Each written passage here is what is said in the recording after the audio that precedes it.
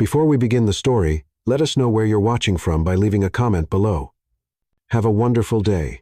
Enjoy the story, everyone. Death was winning the race, and Ethan Caldwell knew it. Lightning split the night sky like divine fury as his BMW struggled through the apocalyptic downpour, windshield wipers battling uselessly against sheets of rain that turned the world into liquid chaos. 32 years of commanding boardrooms and bending million-dollar deals to his will meant nothing now. Tonight, he was just a desperate son, racing to reach his dying father's bedside and losing. "Hold on, Dad. Please just hold on," he whispered through gritted teeth, his knuckles white against the steering wheel. The call had shattered his perfect evening 28 minutes ago. His father, the unbreakable Charles Caldwell, who'd built a business empire from dirt and determination, who'd never shown weakness or shed a tear in front of his son, was taking his final breaths in City Central Hospital. 40 miles through hell. Massive heart attack. The doctors had been blunt. 1 hour, maybe less. Every minute Ethan spent fighting this storm was a minute stolen from goodbye, from forgiveness, from the words that had been building between them for years. His hands trembled as rain hammered his windshield with divine judgment. He'd spent a lifetime building walls between them, choosing profits over presents, deals over dinners with the old man. Now those walls were crumbling like sandcastles, and all he had left were regrets racing through his mind like accusations. The speedometer climbed past 90 on the flooded highway, reckless, suicidal. He didn't care. His phone lit up again, another call from the hospital. Ethan's heart sized. Was it over? Had he lost his last chance to tell his father he loved him, to beg forgiveness for choosing money over the man who'd given him everything? He reached for the phone with shaking fingers, his eyes leaving the road for one fatal heartbeat. The deer materialized in his headlights like a ghost. Time shattered into fragments. The world became spinning metal, exploding glass, and the sickening symphony of his BMW, careening off the highway and tumbling down the rain-soaked embankment. Ethan's last coherent thought before darkness swallowed him was his father's disappointed face, and how he'd failed him one final, unforgivable time. 23 minutes later, Nora Jenkins fought her way through the storm, each step a battle against wind that seemed determined to drive her to her knees. Her threadbare jacket offered no protection against the deluge, and her worn sneakers squelched through puddles that had become treacherous streams. She'd been working late at the medical center, completing her final nursing certification requirements, when the last bus broke down. Now she had to walk the 5 miles home through this hellish storm. "Lord, I know you don't give us more than we can handle," she murmured to the storm, rain streaming down her face like tears. "But I'm running mighty low on strength here." At 26, Nora had buried more dreams than most people dared to have. College was a fantasy she'd abandoned when her mother died, leaving her to care for her ailing grandmother. Love was a luxury she couldn't afford when every dollar went to medicine and rent. But despite the poverty, the loneliness, the constant struggle, her heart remained unbroken. Her faith burned steady as a lighthouse in the storm. The flash of twisted metal caught her eye as lightning illuminated the roadside carnage. Down the muddy embankment, a luxury car lay crumpled against an ancient oak tree, steam rising from its destroyed engine like the breath of something dying. Someone was trapped inside. Without hesitation, Nora scrambled down the treacherous slope, falling twice and scraping her knees raw. The storm had turned the hillside into a mudslide. But she clawed her way toward the wreckage. Her nursing training from the community college and current certification program flooding back to memory. "Hello, can you hear me?" she called out, pressing her face against the spiderweb driver's window. Inside, a man lay unconscious, blood streaming from a vicious gash across his forehead. He was devastatingly handsome, strong jawline, olive skin, thick dark hair now matted crimson with blood. But what struck her beyond his beauty was the peaceful expression on his face, almost angelic. Despite the violence that had brought him here, the car groaned ominously, and Nora realized the massive oak was the only thing preventing it from rolling further into the ravine. She had to get him out now. The driver's door was crushed beyond hope, but the passenger side had popped open from impact. Nora crawled inside, her heart hammering as she assessed his condition. Blood was pooling beneath him, internal bleeding, possibly punctured organs. She'd seen enough trauma in her medical training to recognize death's approaching footsteps. "Listen to me, handsome," she whispered fiercely, gently cradling his face. "You are not dying on my watch tonight. You hear me? Not while I have breath in my body." Working with desperate efficiency, she tore strips from her white blouse, the good one she'd worn to her certification examined, pressed them against his wounds. The bleeding was worse than she'd feared. She needed to apply pressure. But moving him could prove fatal. "Please, God, guide my hands," she prayed aloud, then began working with the gentle strength that had carried her through every crisis life had thrown at her. As she worked, his eyelids fluttered open, revealing the most stunning eyes she'd ever seen, deep ocean blue, like storm clouds over water, filled with pain but somehow still radiating warmth. When their gazes locked, something electric sparked between them, a connection so profound it stole her breath. "Am I dead?" he whispered, his voice rough with agony but surprisingly gentle. "Not if I have anything to say about it," Nora replied, startled by the tenderness in her own voice. "What's your name?" "Ethan," he managed, struggling to focus on her face through the pain. "Ethan Caldwell. I was trying to reach my father." "Shh. Don't waste energy talking. Save your strength." She continued applying pressure to his wounds, monitoring his breathing for signs of shock. "I'm Nora Jenkins, and I'm going to take very good care of you." Ethan's eyes fixed on hers with startling intensity. Even through his pain, she could see something stirring in those blue depths: surprise, gratitude, and something deeper that neither of them had words for yet. "You're beautiful," he whispered, reaching up to touch her cheek with blood-stained fingers, like an angel sent from heaven. Nora felt tears mixing with rain on her face. "I'm no angel, Sugar. Just someone who happened to be walking by when you needed help." "No," Ethan said with surprising strength, his gaze never wavering from hers. "You were sent. I can feel it in my soul." Sirens wailed through the storm in the distance. Nora had called 911 on her ancient flip phone the moment she'd found him, but help was still precious minutes away. She could see Ethan fading, his beautiful eyes growing heavy with approaching unconsciousness. "Stay with me," she pleaded, taking his hand in both of hers. "Please stay with me. Fight for your life." "What if I don't make it?" he asked, fear creeping into his voice for the first time. "Then I'll be right here beside you until the very end," Nora promised with fierce conviction, squeezing his hand tight. "You won't be alone. I swear it on my grandmother's soul."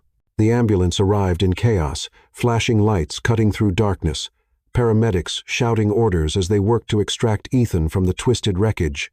As they stabilized him and loaded him onto a stretcher, Nora found herself pushed back, her life-saving work complete. "Wait," Ethan called out weakly as they lifted him toward the ambulance.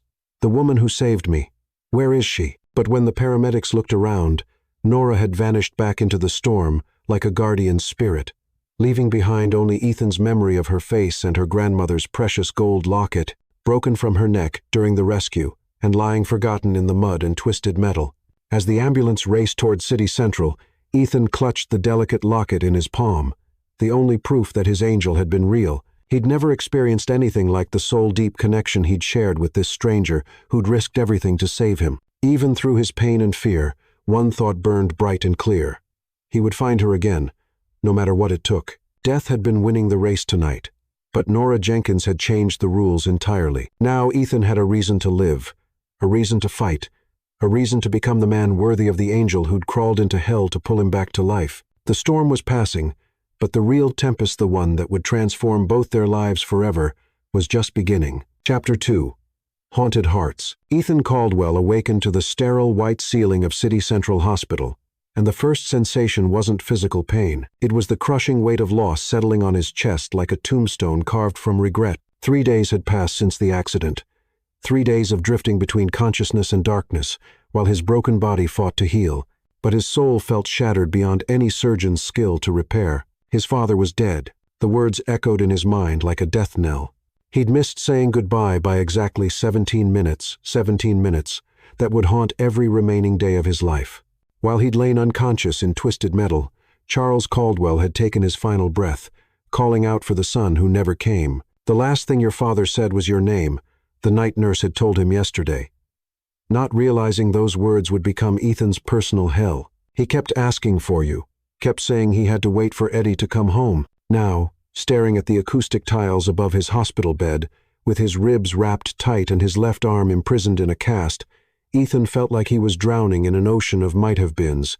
The business empire his father had built, the billions in assets, the respect and fear their family name commanded, none of it mattered anymore. What mattered was that he'd spent years choosing profit margins over presence, and now it was eternally too late for redemption. The only thing keeping him from completely surrendering to despair was the memory of his angel, his salvation, the woman with gentle hands and fierce determination who'd crawled into a death trap to save his worthless life. Nora Jenkins. Even her name was poetry, rolling off his tongue like a prayer whispered in cathedral silence. He'd spoken it so many times. The nurses thought he was suffering from brain trauma. Ethan reached into his nightstand drawer and retrieved the delicate gold locket, running his thumb over its intricate engravings. It was clearly an antique, worn smooth by decades of being treasured. Inside was a faded photograph of an elderly black woman with kind eyes, and the same gentle smile he remembered from that storm last night, their grandmother. Without doubt, "Where are you, Nora?" he whispered to the empty room that smelled of disinfectant and broken dreams. "I need to find you. I need to thank you for giving me a reason to live." But it was more than gratitude driving his obsession. In those moments when their eyes had met in the wreckage, something profound had occurred, a recognition deeper than attraction, stronger than desire. It was as if his soul had finally found its missing piece, scattered across the chaos of twisted metal and falling rain. "Doctor." Patel entered the room with his usual concerned expression, chart in hand. "How are we feeling today, Ethan?" "Like I've lost everything that ever mattered," Ethan replied with brutal honesty, his voice rough from disuse. "Your injuries are healing remarkably well. The broken ribs will take another few weeks. But you're young and strong. Physically, you'll make a complete recovery. And emotionally?" Ethan clutched the locket tighter. "My father's dead because I couldn't reach him in time. The woman who saved my life has vanished like she never existed. How do you recover from that kind of devastation?" "Doctor." Patel settled into the visitor's chair, his professional demeanor softening. "Grief isn't a wound you heal, Ethan. It's a burden you learn to carry. But you can choose how you honor your father's memory moving forward." "I want to find her," Ethan said with sudden, fierce determination. "The woman who saved me. I have to find her and thank her properly. The police couldn't locate her. She didn't leave any contact information with the paramedics or emergency responders. Then I'll hire investigators. I'll search every hospital, every clinic, every nursing program in the entire state if necessary." Ethan's voice grew stronger with each word. "She's out there somewhere, and I'm going to find her if it takes the rest of my life." 8 miles away, in a cramped studio apartment above Lee's laundromat, Nora Jenkins was waging her own war against grief and crushing guilt. Her grandmother, the woman who'd raised her with nothing but unconditional love and endless sacrifice, had passed away 1 week after the storm, her weak heart finally giving out after months of declining health. The timing felt cruel, losing her grandmother so soon after that life-changing night in the storm. "I'm so sorry, Grandmama," she whispered to the oppressive silence, clutching the faded photograph that was all she had left of the locket her grandmother had given her on her 16th birthday. "I lost your necklace, the one your own mother gave you. The one you wore every single day. I failed you when you needed me most." The funeral had been yesterday, a simple graveside service attended by a handful of elderly neighbors and Pastor Thompson from their tiny Baptist church. Nora had worn her only black dress, the one with the carefully hidden hole near the shoulder that she'd tried to conceal with strategic safety pins. She'd stood alone beside the cheap casket, watching them lower the woman who'd been her mother, father, and best friend into the unforgiving ground. Now she sat in the suffocating silence of an apartment that felt cavernous without her grandmother's warm presence. The medical bills had devoured everything, their meager savings, the little jewelry her grandmother had treasured, even the small television that had been their only entertainment. All that remained were memories and the crushing weight of solitude. But through her grief, one memory kept surfacing like a lifeline thrown to a drowning woman. The man in the wreckage, Ethan, with his ocean blue eyes and the way he'd looked at her like she was something precious instead of someone worthless. In those terrifying moments when she'd thought he might die in her arms, she'd felt a connection so powerful it had taken her breath away. "You were sent," he'd said with such conviction, and despite everything, Nora found herself believing it. Maybe she had been sent not just to save his life, but to discover that she was capable of being someone's salvation, that even someone like her, with nothing to offer but determination and love, could make a difference in this cruel world. The knock at her door startled her from her thoughts. Nora wiped her eyes and opened it to find Mrs. Lee from downstairs, holding a steaming plate covered with aluminum foil. "Chicken and rice," the elderly woman said in her careful English, her weathered face kind with concern. "You too skinny. Need eat more." "Thank you, Mrs. Lee," Nora managed, accepting the warm plate. "That's incredibly kind of you. You good girl. Take care of grandmother like Angel. Now you take care of yourself, okay?" No more crying alone. As Mrs. Lee shuffled back downstairs, Nora felt fresh tears threatening. Kindness from near strangers seemed to completely undo her these days. She found herself thinking about Ethan again. Had he survived his injuries? Had he made it to his father's bedside in time? The not knowing was eating at her soul like acid. She'd considered going to the hospital to check on him, but what would she say? How could she prove she was the woman who'd saved him? She had no identification, no way to verify herself. And besides, what business did a poor girl like her have visiting a man who'd clearly been wealthy, judging by his expensive car and designer clothes? Their worlds existed in different universes. The storm had brought them together for one miraculous moment, but dawn had revealed the harsh truth. She was nobody special, just a woman who'd happened to be walking by when fate intervened. But late at night, when sleep eluded her and the apartment felt like a tomb, Nora found herself touching her bare neck where the locket should have rested, and remembering the way Ethan had whispered her name, like it was something sacred, like she was someone worth knowing, worth remembering, worth finding again. Nora Jenkins, she whispered to herself, trying to hear it the way he had. For just that moment in the storm, she'd felt like she could be somebody's angel instead of somebody's burden. Meanwhile, across the city, in his penthouse apartment overlooking the glittering skyline, Ethan stood at floor-to-ceiling windows, watching the lights twinkle below like earthbound stars. He'd been released from the hospital that morning, but his luxurious home felt like a mausoleum filled with the ghost of his father's expectations. Every surface held reminders of Charles Caldwell. The antique chess set they'd played on when Ethan was young, framed photographs from business trips they'd taken together, contracts they'd signed side by side. Building their empire, the silence was deafening.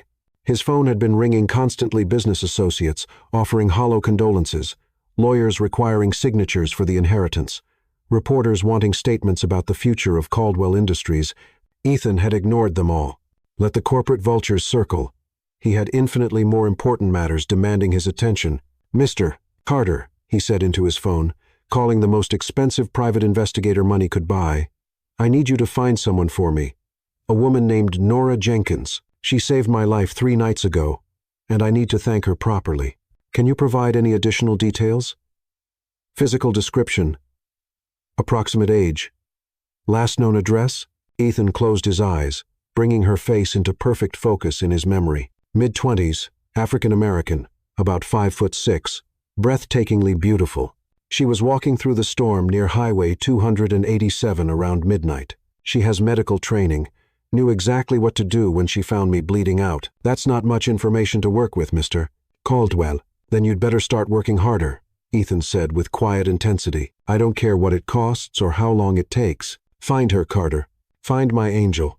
As he ended the call, Ethan touched the locket again, feeling its warmth against his palm. Somewhere in this vast city, his salvation was grieving too. He could sense it in his bones, feel it in the connection that transcended physical distance. The bond they'd shared went beyond the accident. It was so deep and absolutely unbreakable. "I'm going to find you, Nora." He promised the night sky that sparkled with possibilities, "and when I do, I'm going to spend whatever time I have left proving that some things matter more than money. Some people are worth everything." Neither of them found sleep that night, both lying staring at different sections of the same star-filled sky, both carrying pieces of each other's hearts without fully understanding the magnitude of what had begun. The storm had ended, but the real tempest, the one that would reshape both their lives in ways they couldn't imagine, was just beginning to gather strength. Chapter 3. Ultimate Sacrifice. 2 weeks after laying her grandmother to rest, Nora thought she'd experienced the deepest heartbreak possible. She was devastatingly wrong. The call shattered her restless sleep at 2:47 a.m., jolting her from dreams filled with storm-blue eyes and gentle voices. Tasha's name flashed on her cracked phone screen, and Nora's heart lifted for the first time since the funeral. Her best friend always seemed to know exactly when she needed to hear a familiar voice. "Girl, thank the Lord you're calling," Nora whispered, sitting up in her narrow bed. "I've been drowning over here. And, is this Nora Jenkins?" The voice was male, official, and heavy, with the careful sympathy that always preceded life-destroying news. Nora's blood turned to ice water in her veins. "Yes. Who is this? Where's Tasha?" "This is Sergeant Lopez with Metro Police, ma'am. I'm deeply sorry to inform you that Tasha Freeman was killed in a motor vehicle collision tonight. She was struck by a drunk driver on Martin Luther King Boulevard at approximately 1:15 p.m. The words hit Nora like physical blows, each syllable shattering another piece of her already fractured heart. "No," she gasped, her voice barely a whisper. "No, that can't be right. She was supposed to visit me tomorrow. We had plans. Ma'am, I understand this is devastating news. Miss Freeman had your contact listed as her emergency contact. There's something else we need to discuss urgently. She had 3 children with her triplets, 15 months old. They survived the crash, thanks to their car seats, and are currently at City Central Hospital. Child Services needs to know if there's family who can take custody." The world tilted sideways beneath Nora. Tasha's babies, Joy, Grace, and Caleb, 3 perfect, innocent angels, who were now orphans because some drunk bastard couldn't be bothered to call a taxi. At 15 months, they were just beginning to walk and talk, just starting to become little people with personalities. "Their father?" she asked, though she already knew the painful answer. No father listed on any birth certificates. Miss Freeman was a single mother with no known relatives. "Are you aware of anyone who might be able to care for the children?" "I'll be right there," Nora interrupted, her voice growing stronger despite the tears streaming down her face. "Don't let anyone else take them. I'm coming now." She threw on clothes and ran through empty streets, her heart pounding with equal measures of grief and desperate purpose. Tasha had been infinitely more than her best friend. She'd been her sister in every way that mattered, her confidant, the one person who'd never judged her for being poor or uneducated or struggling. They'd grown up together in the foster system, 2 throwaway kids who'd found family in each other when the world offered nothing but disappointment. And Tasha's babies, Nora, had been present at their births, had held each tiny perfect body in her arms, and sworn to love them forever. Joy, with her café, olate skin and impossibly serious dark eyes. Grace, with her copper ringlets and infectious giggle that could light up the darkest room. Caleb, with his warm caramel complexion and surprisingly strong grip that had wrapped around Nora's finger and claimed her heart instantly. City Central was a maze of harsh fluorescent corridors and antiseptic smells that reminded her too painfully of her grandmother's final days. She found the NICU and pressed her face against the viewing window, her heart shattering completely at what she saw. The 3 cribs stood in a neat row, each containing a confused, crying baby. Joy kept reaching through the bars, as if searching desperately for her mother's familiar touch. Grace's usual radiant smile had vanished, replaced by the bewildered tears of an infant who didn't understand why everything felt wrong. Caleb was making soft, whimpering sounds that Tasha used to say meant he was frightened and needed comfort. A social worker approached, a tired-looking woman with kind but weary eyes and a clipboard full of bureaucratic heartbreak. "I'm Linda Carter. I'm terribly sorry for your loss. I want them," Nora said without preamble, never taking her eyes off the babies. "Tasha's children. I want to take them home with me." Linda sighed with practiced patience. "I understand the emotional impulse to help, but caring for 3 infants simultaneously is an enormous responsibility. Are you married? Do you have family support, stable employment, and adequate housing?" Nora finally turned from the window, her jaw set with the same fierce determination that had driven her to crawl into a wrecked car to save a stranger's life. "I have love. That's what matters most. Love doesn't pay for formula, diapers, daycare, or medical bills," Linda said gently but firmly. "These children have extensive needs. The state requires proof of. These children need someone who knew their mother intimately," Nora interrupted, her voice growing passionate. "Someone who was there when they were born, who knows that Joy likes to be rocked counterclockwise, and Grace needs to hear singing to fall asleep, and Caleb calms down when you hum gospel hymns. They need someone who loved Tasha enough to die for her, and who loves them with that same fierce devotion." Linda studied her carefully. "Where do you work, Nora?" "I'm between jobs currently," Nora admitted, hating how pathetic it sounded. "But I'll find employment. I'll work 3 jobs if necessary." "Current living situation?" "A studio apartment on Elm Street." She didn't mention it was above a laundromat in the worst part of town, or that her rent was already 3 weeks overdue. "Mrs. Jenkins, I truly admire your heart, but the state has strict requirements before placing children, especially 3 at once. You'd need larger housing, steady income, character references, proof of stability." "How long do I have?" Nora asked, watching Joy continue to reach desperately through the crib bars. 72 hours to demonstrate you can provide adequate care. If not, they'll be placed in foster care, quite possibly separated into different homes. The thought of these precious babies, Tasha's legacy, being torn apart and scattered to strangers made Nora physically ill. Tasha had grown up in foster care, bounced from house to house like an unwanted burden. She'd sworn her children would never experience that particular form of heartbreak. "I'll make it work," Nora said with unshakable conviction. "Whatever it takes, I'll make it work." The next 2 weeks blurred together in a haze of desperate determination. Nora had already been looking at a larger apartment, and she used her nursing program connections to secure both a weekend position at a local clinic and expanded hours at her current cleaning job. She lied shamelessly to 3 different potential employers about her experience, finally securing a night shift at an all-night diner and a day shift cleaning downtown offices. When she would sleep became a problem for future consideration. She bought a used crib from Goodwill and created 2 additional sleeping spaces from cardboard boxes lined with soft blankets. Formula, diapers, and baby clothes from the dollar store stretched her meager resources to breaking point. It wasn't much, but it represented everything she had to give. On the 3rd day, Linda arrived at the new apartment with the babies and a thick stack of legal documents. "This is highly irregular," she warned, watching Nora settle Joy into her trembling arms. "You'll be monitored closely. Any indication that you can't handle this responsibility." "I can handle anything for these children," Nora said firmly, feeling Grace curl trustingly against her chest while Caleb wrapped his tiny fingers around hers. "They're mine now. They're my babies." After Linda departed, Nora sank onto the floor of her nearly empty apartment with all 3 babies surrounding her, finally allowing herself to release the grief she'd been holding back. Not quiet, dignified tears, but raw, wrenching sobs that came from the deepest chambers of her soul. "I'm sorry, Tasha," she whispered through her tears. "I'm sorry I couldn't save you the way I saved that stranger in the storm. I'm sorry your babies will grow up poor like we did. But I swear on my grandmother's grave, they'll never doubt they're loved. They'll never feel abandoned or alone. I promise you that with my life." Joy gazed up at her with those impossibly serious dark eyes, as if she understood every word. Grace reached for Nora's face with tiny, curious fingers, and Caleb made the soft cooing sound that meant he felt safe and protected. "Joy, Grace, Caleb," Nora said softly, testing their names on her tongue like a sacred prayer. "You're mine now, and I'm yours. I'm going to love you so fiercely that it'll make up for everything this cruel world tries to take from you." The first night was chaos incarnate.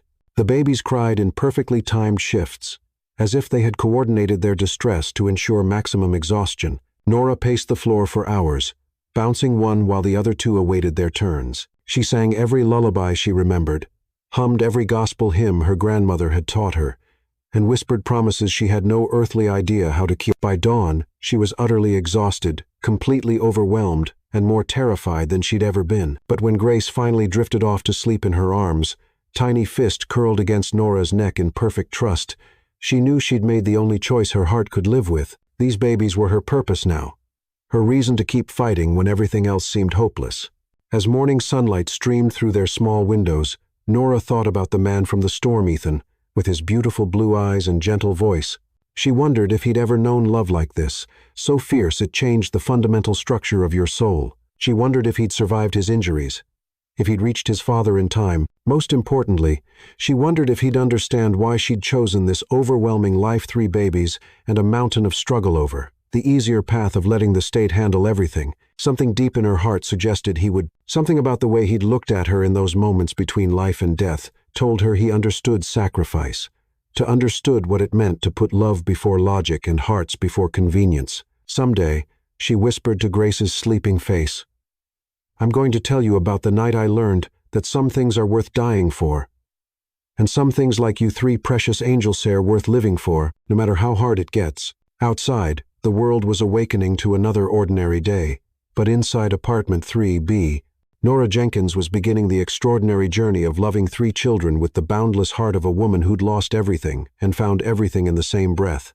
The road ahead would be impossibly difficult, but she'd walk it gladly for the privilege of being their mama. Chapter 4. Cruel Whispers. 2 years, 730 days of loving 3 children with every fiber of her being, and still, the whispers followed Nora like poison wherever she went. Look at her, parading around with those babies. 3 different daddies, guaranteed, shameless, having children she can't afford to properly feed. I heard she's one of those women who sells herself. How else could someone like her manage? The cruel words cut deeper than winter wind. But Nora had learned to keep walking with her head held high. Even when her heart was bleeding, she pushed the second-hand stroller down the cracked sidewalk of Maple Street. 3 beautiful toddlers chattering and pointing at the world with innocent wonder that made every sacrifice worthwhile. Joy, now 3.5, sat regally in front, with her serious dark eyes absorbing everything, like she was cataloging details for future reference. She was the deep thinker, already reading simple words and forming complete sentences with careful precision. Grace bounced beside her, copper curls catching afternoon sunlight as she babbled joyfully to every person they passed. And Caleb, secure in back, hummed one of the gospel songs Nora sang during their bedtime routine, his voice sweet and pure despite his tender age. They were absolutely perfect, intelligent, loving, resilient children who deserved infinitely better than the judgment that followed them like a dark cloud. "Mama, why does that lady keep staring at us with mean eyes?" Joy asked in her clear, observant voice, pointing toward Mrs. Thompson, who stood on her porch with arms crossed, radiating disapproval like heat from a furnace. Nora's heart clenched painfully. At barely 3 years old, Joy was already noticing the stares, the whispers, the way people treated their little family differently. "Some people don't understand families like ours, sweetheart. But that's their problem, not ours." "Are we different?" Grace piped up, her sunny disposition temporarily clouded with confusion. "We are special," Nora said firmly, stopping to kneel beside the stroller. "I love you 3 more than all the stars in heaven, and that love makes us the strongest family in the world. Remember that when people say unkind things." Caleb reached out to pat her cheek with his sticky little hand. "Love you too, Mama. Love you biggest." Those simple words nearly destroyed her composure, as they did every single time these children called her Mama with such complete trust, such pure affection that it made all the sleepless nights and empty stomach pangs seem like small prices to pay. They continued toward Harper's Market. Nora's carefully counted bills crumpled in her worn purse. $41. 37 to last until Friday. She'd calculated 3 times. Formula for Grace, who remained picky about solid foods. Milk for the older 2. Bread. Peanut butter. And, if luck smiled on them, maybe some chicken to stretch into soup for the week. The sliding doors wheezed open with mechanical exhaustion. And immediately, Nora felt the familiar weight of judgment settling on her shoulders like lead. Conversations quieted as they passed, eyes tracked their progress down each aisle, and she heard the whispered comments people thought she couldn't detect. 3 babies and no husband in sight. Absolutely shameful. I heard she doesn't even know who fathered them. Living off government assistance, while decent people work honest jobs. If only they knew the truth. If only they understood that Nora worked 3 demanding jobs cleaning offices from 4 o'clock a.m. to 8 o'clock a.m., watching Mrs. Garcia's children from 8:30 a.m. to 3 o'clock p.m., and stocking shelves at Corner Market from 8 o'clock p.m. to midnight. She survived on 4 hours of sleep, lived on coffee and pure determination, and every hard-earned penny went directly to caring for Joy, Grace, and Caleb. But she couldn't reveal the truth about Tasha without dishonoring her best friend's memory. The explanation would only generate more questions, more judgment, more opportunities for small minds to find fault.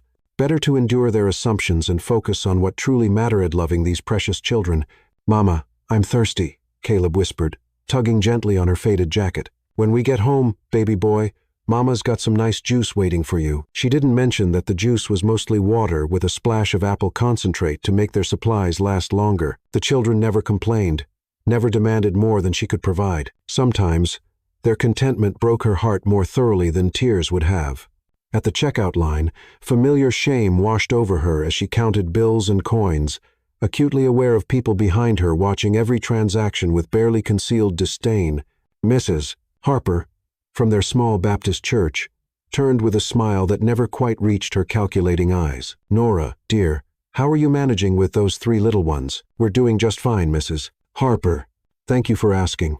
It must be incredibly difficult, especially without." She paused meaningfully, glancing at the children. "Well, without proper male support. Have you considered that there are assistance programs for women in your particular situation?" The condescension dripping from her voice made Nora's jaw clench, but she forced a polite smile. "What situation would that be, ma'am?" Mrs. Harper flustered, realizing she'd ventured into territory she couldn't navigate gracefully. Well, I simply meant 3 children is overwhelming for anyone to handle alone. I'm never alone, Nora said quietly, gathering Joy into her arms as the little girl began to fuss. Sensing adult tension, I have everything I need right here with me. As they exited the store, Joy looked up with those wise, perceptive eyes. That church lady was being mean to you, wasn't she, Mama? Nora's heart fractured a little more. Sometimes grown-ups say thoughtless things without considering how they affect other people. But that's not your concern, precious girl. Your only job is being happy, healthy, and loved. I am loved, Joy declared with the absolute certainty of a child who'd never questioned it. You love us bigger than the whole entire universe. Walking home through their neighborhood, a collection of run-down apartments, barred windows, and shattered dreams, Nora reflected on how dramatically their lives had changed since that storm-filled night. Sometimes, in quiet pre-dawn moments when she allowed herself to think about Ethan Caldwell, she wondered what had become of him. Had he recovered completely from his injuries? Had he found peace with his father's death? She still experienced dreams about him occasionally, those storm-blue eyes, the way he'd looked at her like she was something precious instead of someone to pity. In her dreams, he found her, told her she was beautiful, made her feel like the angel he'd called her that night. But dreams were luxuries she couldn't afford to indulge. Reality was 3 hungry children, overdue bills, and neighbors who thought they understood her story. The afternoon sun was setting when they reached their building, a 3-story walk-up with peeling paint and a broken front step that the landlord refused to repair. Mrs. Carter from 2A stood on her balcony, arms crossed, watching their approach with obvious disapproval. Afternoon, Mrs. Carter, Nora called politely, though she knew what was coming. Those children are getting louder every day, Mrs. Carter complained loudly. All that crying and carrying on at all hours. Some of us work legitimate jobs and need our sleep. Nora bit back the response that she worked twice as many hours as Mrs. Carter ever held. I'll make sure they keep it down. They're just excited about being outside. Well, they better learn some discipline. I'm considering discussing problem tenants with the landlord. The threat was crystal clear, and it terrified Nora more than she'd ever admit. If they lost this apartment, she had nowhere else to go with 3 toddlers. The waiting list for subsidized housing stretched 2 years long, and family shelters often separated mothers from children. Upstairs, in their cramped apartment, Nora began the evening routine that had become their salvation dinner preparation. Bath time, stories, and lullabies. She watched Joy patiently help Grace with her sippy cup, saw Caleb spontaneously share his crackers without being asked, and marveled at how much genuine love could flourish in such limited space. Tell us the story about the princess who saved the prince, Grace requested as Nora tucked them into their shared sleeping area. A mattress on the floor with carefully arranged blankets for safety. It was their favorite tale, one Nora had created from fragments of that night in the storm. In her version, a brave princess found a wounded prince and saved his life with her courageous heart. The grateful prince spent the rest of his days ensuring no one was ever unkind to the princess again. Did the princess have babies like us? Caleb asked sleepily. The princess had the most wonderful children in all the land, Nora said softly, stroking his silky hair, and she loved them so powerfully that her love made them stronger than any cruel words people might say. Are we strong, Mama? Joy whispered. You're the strongest, bravest, most amazing children who ever lived, Nora assured her, and no matter what anyone says or thinks, remember that you are deeply loved, completely wanted, and absolutely perfect exactly as you are. As the children drifted into peaceful sleep, Nora sat beside their makeshift bed, watching their serene faces in the dim light filtering through their thin curtains. Tomorrow would bring more whispers, more judgment, more struggle. But tonight, in this precious moment, they were safe and loved, and together, she found herself thinking again of Ethan Caldwell, wondering if he'd ever understand the choice she'd made to love fiercely despite judgment, to sacrifice everything for children who weren't biologically hers, but belonged completely to her heart. She hoped that wherever life had taken him, whatever his circumstances had become, he'd discovered the same kind of transformative love that made all hardship bearable. Thank you, Tasha, she whispered to the gathering darkness. Thank you for trusting me with your greatest treasures. I promise I'll never let them forget how much their first mama loved them, and I'll make sure they always know how much their second mama loves them too. Outside, the neighborhood settled into its usual evening symphony of sirens, shouting, and distant music from open windows. But inside apartment 3B, 3 children slept peacefully under the fierce protection of a woman whose love was stronger than poverty, judgment, or fear. Chapter 5. The Discovery. The call arrived on a Tuesday morning that seemed ordinary, but would alter everything forever. Ethan Caldwell stood in his corner office on the 42nd floor, gazing out at the city, sprawling below like a concrete jungle of lost dreams. 8 months, 3 weeks, and 6 days since the accident. They knew the exact count because he'd marked each day like a prisoner awaiting parole, living for the moment he'd find her again. Mr. Caldwell. His assistant's voice crackled through the intercom. Mr. Carter is here to see you. Samuel Carter, the private investigator who'd been searching for Nora, entered with an expression Ethan had learned to read like storm clouds. Today, something fundamental was different. Today, Carter carried the look of a man who'd been sitting on important news. You found her, Ethan said, not bothering with questions. He could feel it in his bones, the same way he'd sensed her presence that night in the storm. I found her 6 months ago, Carter confirmed, placing a manila folder on Ethan's mahogany desk with ceremonial gravity. But Ethan, I wanted to understand her situation completely before we approached, and you needed time to process your father's death. Her circumstances are far more complicated than we imagined. Ethan's heart hammered against his ribs as he opened the folder with trembling hands. The first image stole his breath, a photograph taken with a telephoto lens, showing Nora walking down a deteriorating street, pushing a stroller containing 3 small children. Even from a distance, even after 2 agonizing years, she remained breathtakingly beautiful. Her face had matured, showing the weariness that came from carrying impossible burdens on slender shoulders. But her eyes still held that gentle strength that had saved his life. 3 children, Carter said quietly, watching Ethan's reaction carefully. Triplets. Approximately 2.5 years old. Ethan stared at the photograph, his mind reeling with implications. 3 children, born around the time of their fateful meeting. The mathematical possibilities hit him like a physical blow, and for a moment, breathing became impossible. Are they? He couldn't complete the devastating question. I don't believe they're yours. And my investigation confirmed they're not, Carter said carefully. They're the children of her deceased best friend, Tasha Freeman. Birth certificates, hospital records, everything. Checks out. But the neighborhood doesn't know this, and there's significantly more to this story. Ethan, she's living in an extremely rough neighborhood, barely surviving from what I can observe, and the local residents, they're incredibly cruel to her. Ethan's hands trembled as he examined more photographs. Nora at a grocery store, counting coins with heartbreaking precision. Nora leaving a building at dawn, clearly heading to work while the children slept. Nora on a park bench, sharing a single sandwich among all 4 of them, while other mothers whispered and pointed with undisguised contempt. What do you mean, cruel? His voice dropped to a dangerous whisper. Carter shifted uncomfortably in his chair. There's vicious gossip throughout the neighborhood. Rumors about how she ended up with 3 children. Most of it's absolutely brutal. Ethan, they believe she's, say it clearly, they think she's a prostitute, that the children have different fathers, that she doesn't know their identities. I've heard some of the things people say when they think no one's listening, and it's devastating. Rage, pure and incandescent, coursed through Ethan's veins like molten steel. The woman who'd crawled into twisted wreckage to save his life, who'd risked everything for a complete stranger, was being treated like garbage by people unworthy to breathe her air. Where is she? He demanded, already reaching for his coat with deadly purpose. Ethan, wait. You need to consider this carefully. You don't know the complete story. Maybe those children are hers. Maybe the rumors contain some truth. The rumors are lies, Ethan said with absolute, unshakable certainty.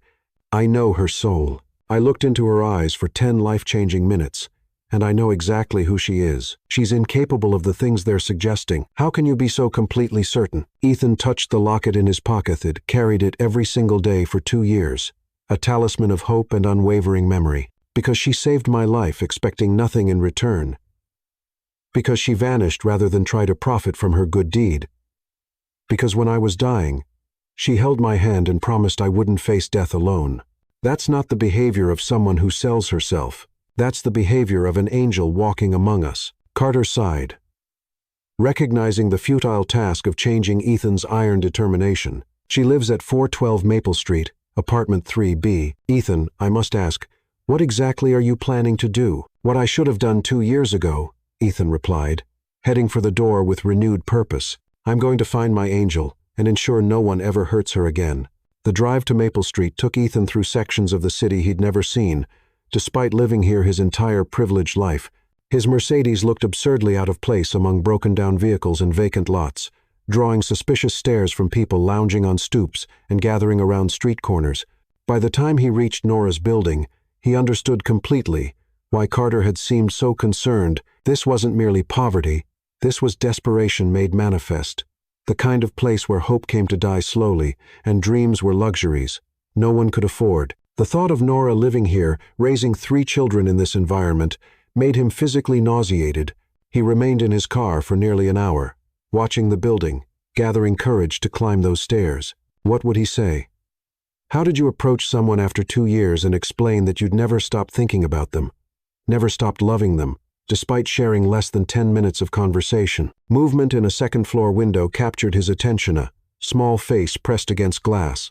A little girl with copper curls waving enthusiastically at something below. Then another face appeared, more serious, with dark eyes that reminded him powerfully of Nora. A boy joined them, and all 3 children pressed their faces to the window, pointing and giggling at something in the street. Ethan's heart constricted painfully. They were beautiful children, clearly loved and well cared for despite their harsh circumstances. But even from this distance, he could see how thin they appeared, how their clothes hung loose on small frames.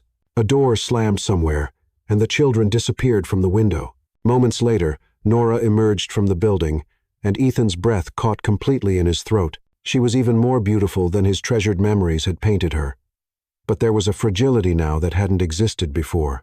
She walked like someone carrying invisible weight, shoulders squared defiantly against the world's judgment.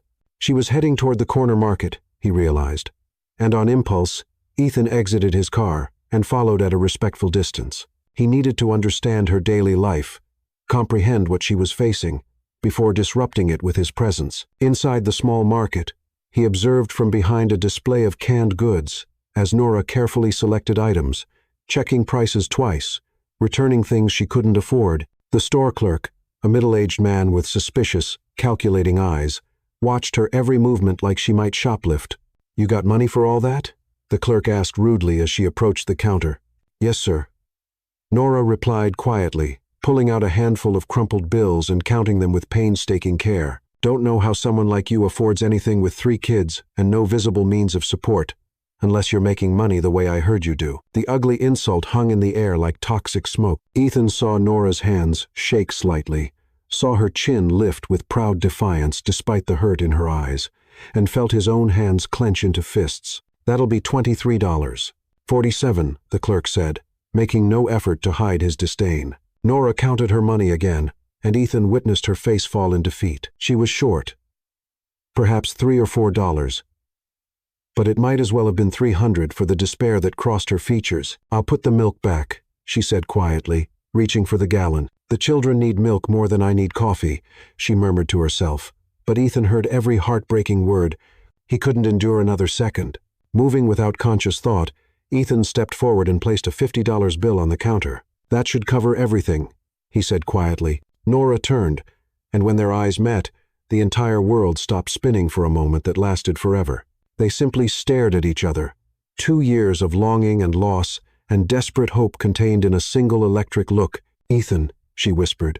His name falling from her lips like a prayer answered. "Hello, Nora," he said softly, drinking in the sight of her beloved face. "I've been searching for you for what feels like forever." The store clerk looked between them with confusion and growing irritation. "You two know each other?" Neither answered. They were lost in each other's eyes, in the memory of a stormy night that had changed both their lives irrevocably. "I thought you might be dead," Nora said, her voice barely audible. "I went to the hospital repeatedly, but they said you'd been discharged, and I didn't know your last name. And You went to the hospital?" Ethan stepped closer, unable to believe what he was hearing. "You looked for me?" "Every single day for 3 weeks," she admitted, tears beginning to form in her beautiful eyes. "I just needed to know you survived, that you'd reached your father in time." Ethan's heart shattered and rebuilt itself in the same instant. She'd searched for him. She'd cared enough to worry, to hope, to seek him out. All this time, he'd believed she'd simply vanished because she didn't want to see him again. "I didn't make it in time," he said quietly. My father died while I was unconscious. But, Nora, you saved my life. You gave me a chance to live, to become a better man than I was before that night. I've been trying to find you so I could thank you, so I could. Excuse me, the clerk interrupted loudly. This ain't no social club. You buying something or not? Ethan turned to look at the man, and something in his expression made the clerk take an involuntary step backward. Give us a moment, he said in a voice that had silenced boardrooms full of aggressive executives. Ethan, Nora said urgently, you shouldn't be here. This neighborhood isn't safe for someone like you. Someone like me? She gestured helplessly at his expensive suit, his perfect haircut, the watch on his wrist that probably cost more than her annual rent. You don't belong in this world. Your life and mine. They exist in completely different universes. The only universe I care about is the one with you in it, Ethan said fiercely. Nora, I haven't experienced a single day of genuine peace since that night. I've thought about you every morning when I wake up and every night before I sleep. I've carried your grandmother's locket like a sacred relic, hoping someday I could return it to you. Her hand flew to her throat, to the place where the locket should have rested. You have it? My grandmother's necklace? Ethan pulled the delicate chain from his pocket, and Nora's tears finally spilled over. She reached for it with trembling fingers, then stopped herself. I can't, she whispered. People here, they see me talking to a man like you, and the rumors get infinitely worse. The children don't deserve to suffer more because of me. What rumors? Ethan demanded, though Carter had already explained. Nora looked away, shame coloring her cheeks. It doesn't matter. What matters is that you're alive and safe, and now you need to return to your life and forget about me. I could never forget about you, Ethan said passionately, and I'm not going anywhere until you tell me about these children, about why you're living like this, about what's really happening. Before Nora could respond, the store clerk slammed his hand on the counter. I said, this ain't no social club. Buy something or get out.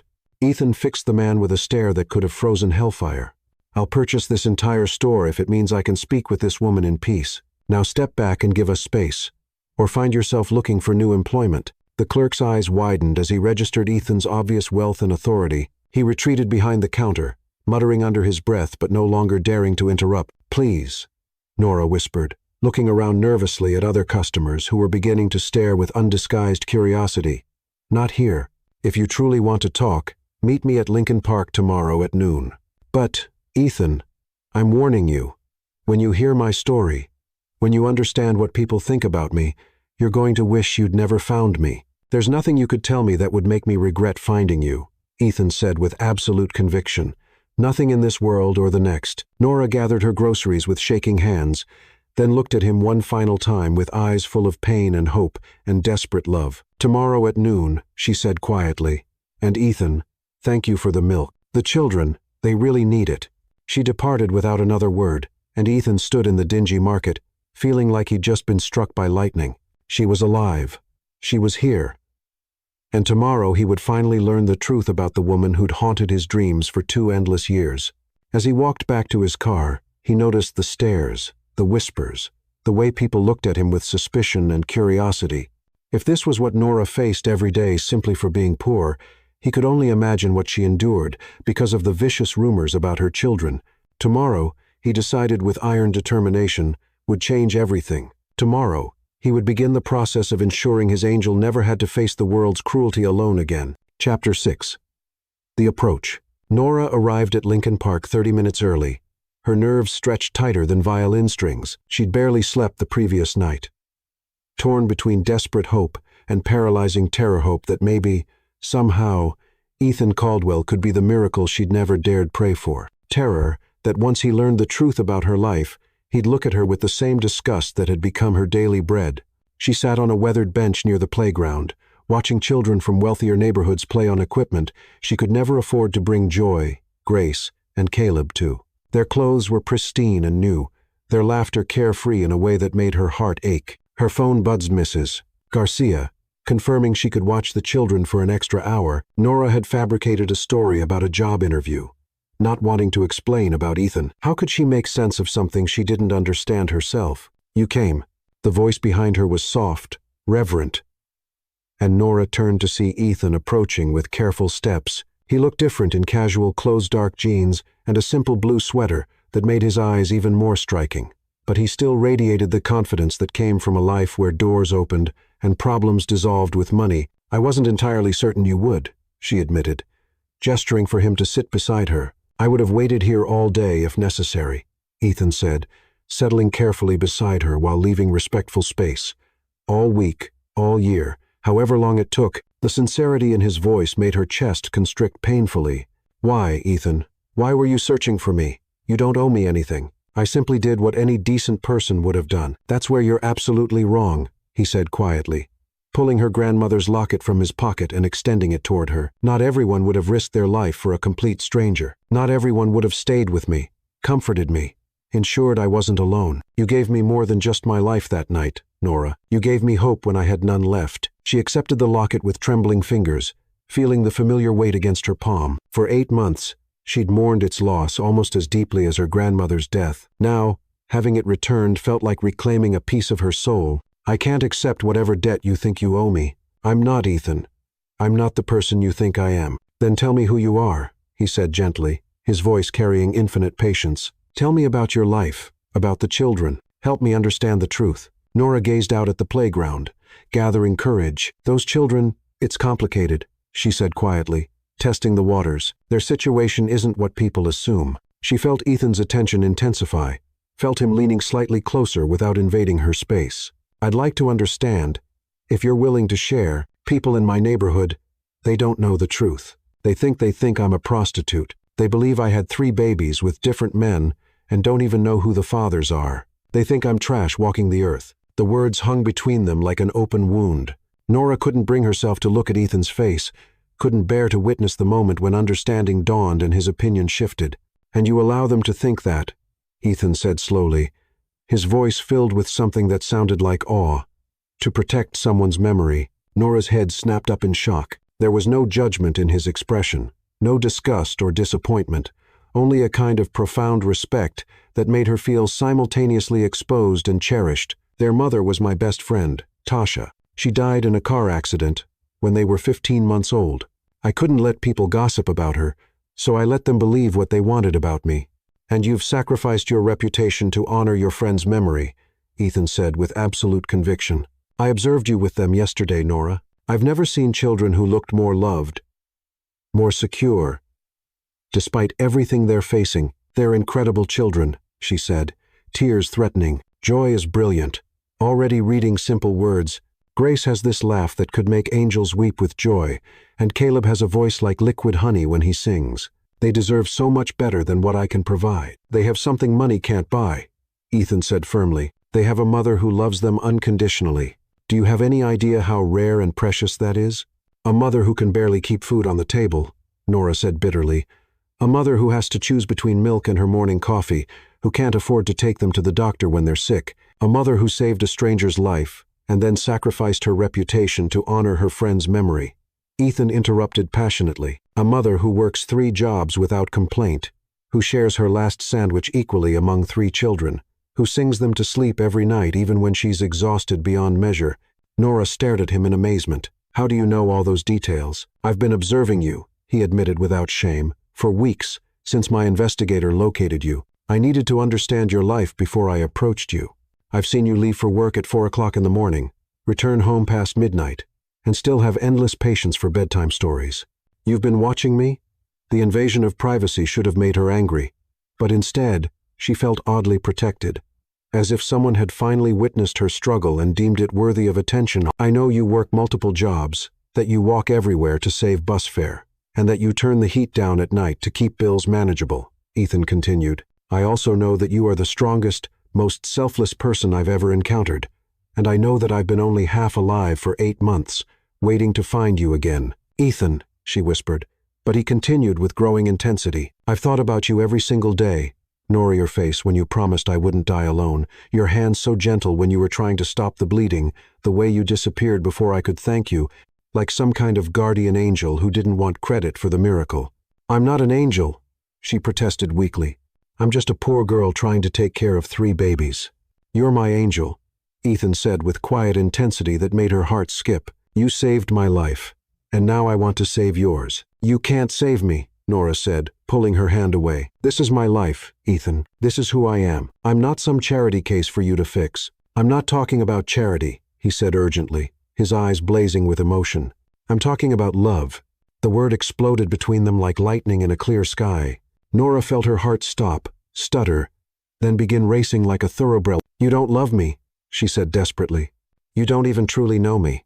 I know that you risk everything for people you care about, Ethan said, his voice growing more passionate.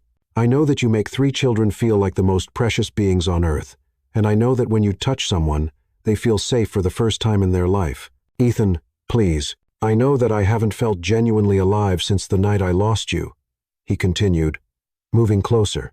I know that seeing you struggle while I live in luxury makes me sick with guilt and rage, and I know that I would rather spend one day in poverty with you than a lifetime of wealth without you. Nora was crying openly now, overwhelmed by words she'd never expected to hear, feelings she'd never dared to hope for. It's not that simple. You're wealthy. I'm poor. You're respected. I'm the neighborhood pariah. People would say terrible things about us. Let them talk, Ethan said fiercely. I've spent my entire life caring what people think, and where did it get me? An empty penthouse, and a heart that felt dead until I saw your face again. I don't care about money or reputation. I only care about you and the children. She asked quietly, her voice the barest whisper. The children, they come with me, Ethan. I won't abandon them for anyone. I'm counting on that, he said, smiling for the first time since they'd sat down. Joy, Grace, and Caleb, right? I want to meet them properly. I want to be part of their lives, if you'll allow me. You want to help raise 3 children who aren't even yours?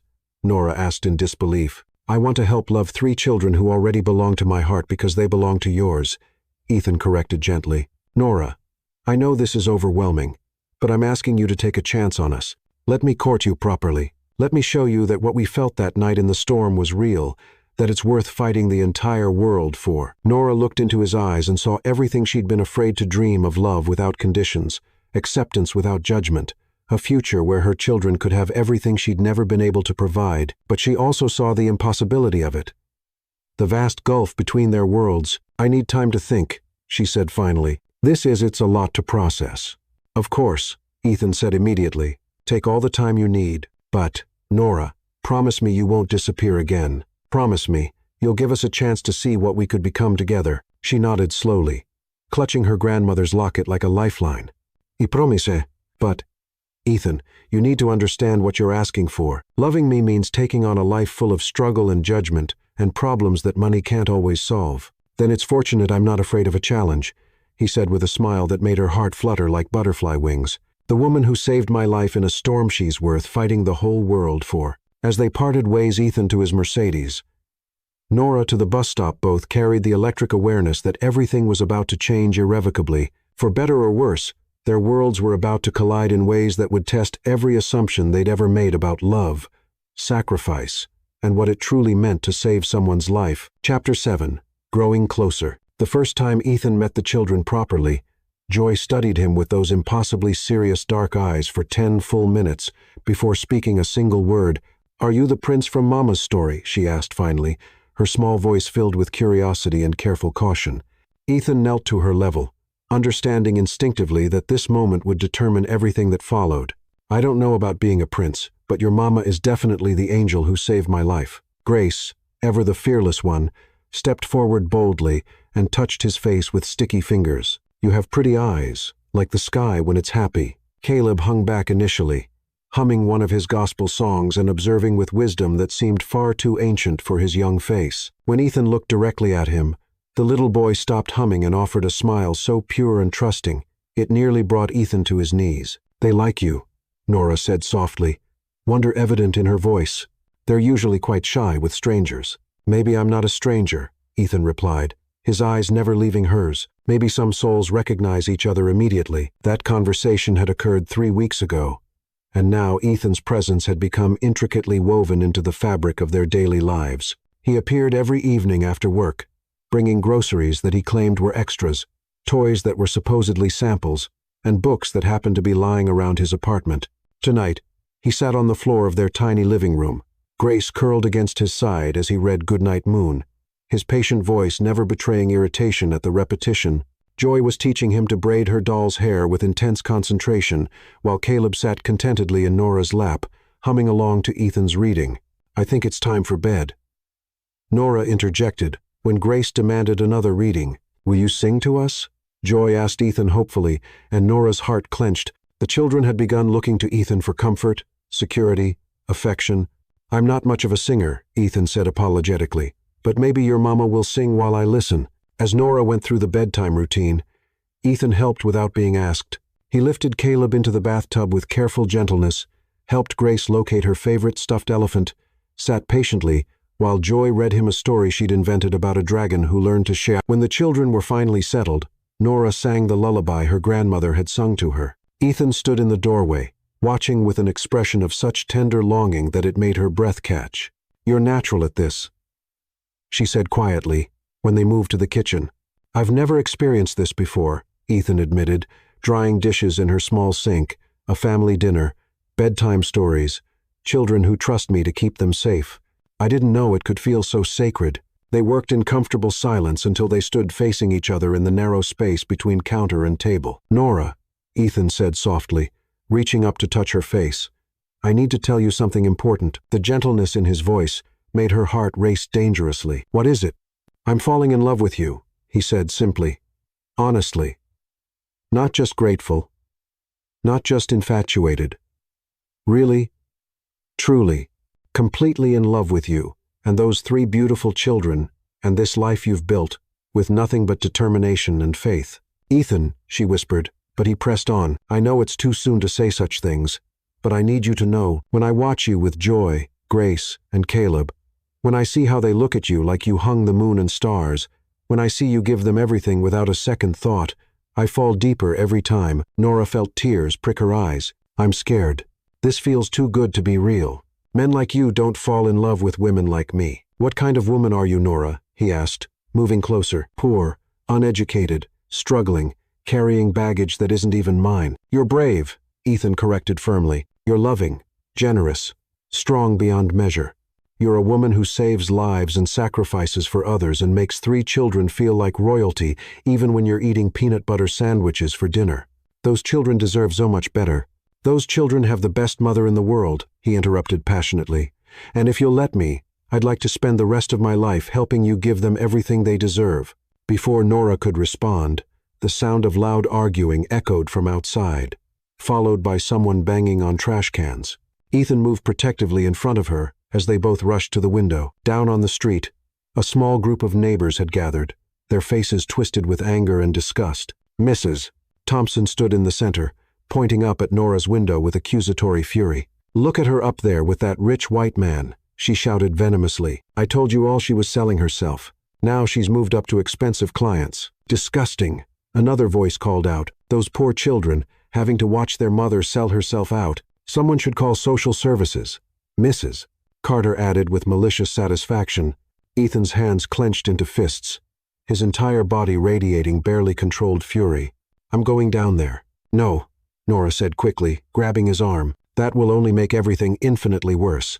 They're looking for a reason to cause trouble." Someone threw a bottle that shattered against the building wall below their window. In the bedroom, one of the children started crying in fear. "They're terrorizing innocent children," Ethan said, his voice dangerous. "This is my life, Ethan," Nora said, her voice breaking as she hurried to comfort the frightened children. "This is what I tried to warn you about. Being with me means dealing with this hatred." Joy was sitting up in bed, tears streaming down her face. "Mama, why are they yelling? Why are they angry at us? Some people don't understand our family, precious girl," Nora said, pulling all 3 children close. "But they can't hurt us as long as we love each other." Grace buried her face against Nora's shoulder. "I'm scared, Mama. I know, sweetheart, but we're safe up here. No one can hurt us while we're together." Ethan stood in the doorway, watching the woman he loved, comfort 3 terrified children while an angry mob gathered outside their home, and something fundamental shifted inside him. This wasn't just about his feelings anymore. This was about protecting a family that had become his heart and soul. "I have an idea," he said quietly, when the children had finally fallen back asleep. "But you're not going to like it." "What kind of idea?" Nora asked wearily. "Move in with me," he said simply. "All 4 of you. My penthouse has 3 spacious bedrooms, security that won't let anyone near you. The children could have their own rooms, proper beds, a safe place to play. Absolutely not, Nora said immediately. Ethan, I can't be your kept woman. That would only prove what everyone already believes about me. Then marry me, he said, the words escaping before he could stop them. The silence that followed was deafening. Nora stared at him like he'd sprouted wings. You're completely insane, she whispered finally. We've known each other for 3 weeks. I've loved you for 8 months, he countered. And not just loved the idea of you, but loved the reality of who you are. I've seen you at your most vulnerable, most overwhelmed, and I've never been more certain of anything in my entire life. Marriage is about more than love, Ethan. It's about compatibility. About building a life together. About choosing to love someone every day for the rest of your life, he interrupted. About putting their needs above your own. About protecting and cherishing them, no matter what the world throws at you. Tell me you haven't felt that. Tell me you don't love me too. Nora closed her eyes, feeling the weight of loneliness and struggle pressing against the hope that bloomed whenever she looked at him. Of course I love you. How could I not? But, Ethan, loving you and building a life with you are 2 entirely different things. Are they? He asked gently. Because when I imagine my future, all I see is you and Joy and Grace and Caleb. I see birthday parties and Christmas mornings and helping with homework and growing old with you, falling more in love with you every year. The picture he painted was so beautiful that it made her chest ache with longing. What about your business, your social life? My business runs itself. My social life was empty anyway, Ethan said firmly. The only expectations that matter now are the ones I have for our family. Our family, Nora repeated softly. Our family, he confirmed. You, me, Joy, Grace, Caleb, and maybe someday a little brother or sister for them to love and protect. The image of a baby with Ethan's blue eyes and her smile, surrounded by Joy's careful attention, Grace's infectious joy, and Caleb's gentle songs, was almost too perfect to bear. This is completely crazy, she said, but there was less conviction in her voice now. The best things usually are, Ethan replied, moving closer. Nora, I'm not asking you to decide tonight. I'm just asking you to think about it, to consider that maybe some love stories are meant to overcome impossible odds. Outside, the crowd was finally dispersing, but the broken glass remained as a reminder of the hatred they'd face. Inside, 3 children slept peacefully, trusting that the adults who loved them would keep them safe. I need time, Nora said finally. Take all the time you need, Ethan assured her. But while you're thinking, remember this. I'm not offering to rescue you. I'm asking if you'll save me one more time, because without you, without this family, I'm just a man with money and no heart to spend it on. As he prepared to leave, Ethan kissed her forehead with infinite tenderness. I love you, Nora Jenkins, he said against her skin. And I love Joy and Grace and Caleb like they were my own blood. That's not going to change. Whether you marry me tomorrow or never, that's just who I am now. After he left, Nora sat in her tiny living room, touching her grandmother's locket and thinking about the man who'd entered their lives like answered prayer. The smart thing would be to protect herself, to remember that fairy tales didn't happen to girls like her. But as she looked at the 3 sleeping children who taught her that love could transform anything, she wondered if maybe it was time to stop being smart and start being brave. Chapter 8. The Breaking Point. The knock came at 8:17 a.m. on a Tuesday morning that had begun like any other. Nora had just finished feeding the children breakfast oatmeal, sweetened with brown sugar packets she'd saved from the restaurant, when 3 sharp official raps echoed through their tiny apartment like gunshots.